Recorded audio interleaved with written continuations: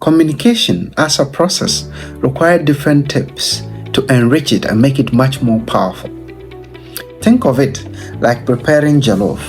You would need different spices and vegetables. You need fire, you need water, but all these elements at a regulated level to enrich the jollof and make it so sweet that anyone who tastes it would like to have it for the second time.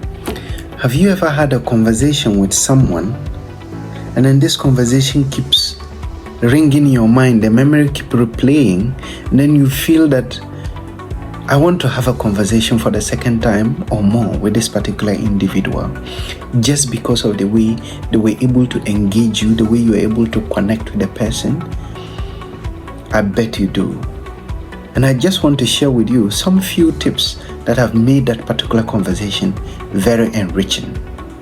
The first one is that good communicators are usually very confident and express their ideas with conviction. They persuade you with their language, with their words. They do not speak with doubts, right? Conviction doesn't mean that you have to be aggressive. It means that you have to be credible. You need to communicate with authority and authenticity.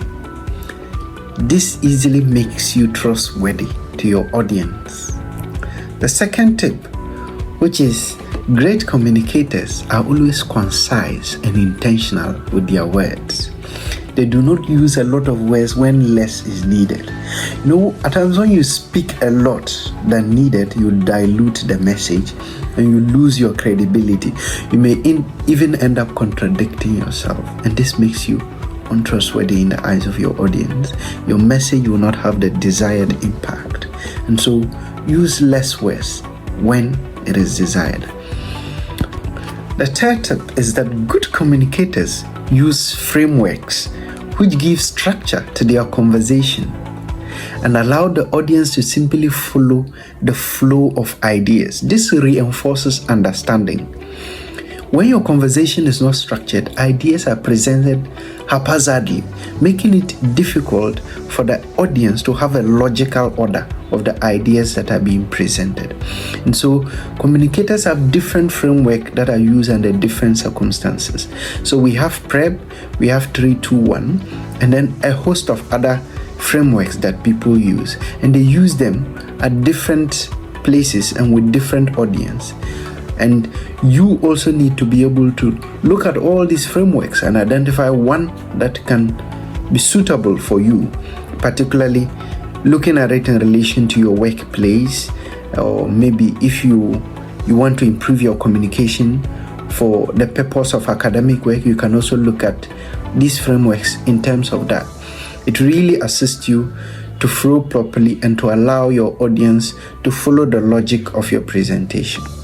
Fourth tip, great communicators understand that communication goes beyond words, and so they learn to use the non-verbal elements of communication, like the facial expression, body language, gestures, tonality, and even their melody. And all this tickles emotions and give meaning to your message. It easily allows the audience to immerse themselves in the experience that you are giving them. Have you ever listened to a song? It's because of the voice and the melody, you're able to immerse yourself in the song. You get lost in the song, trying to discover what meaning is giving to you, right?